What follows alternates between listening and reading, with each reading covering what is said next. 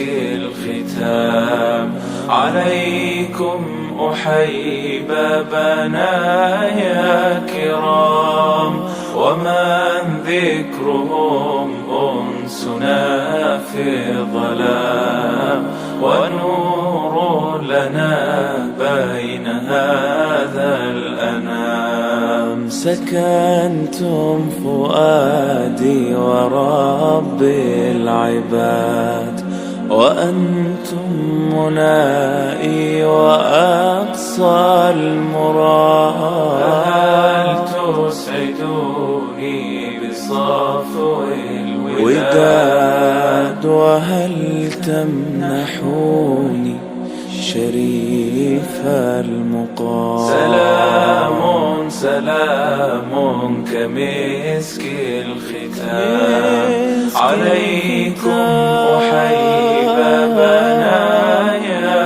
كرام، ومن ذكرهم أنسنا في الظلام، ونور لنا بين هذا الأنام.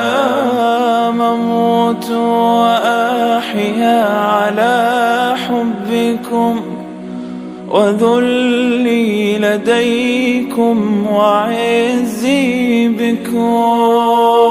راحت روحي رجاء قربكم، وعزمي وقصدي إليكم دوام.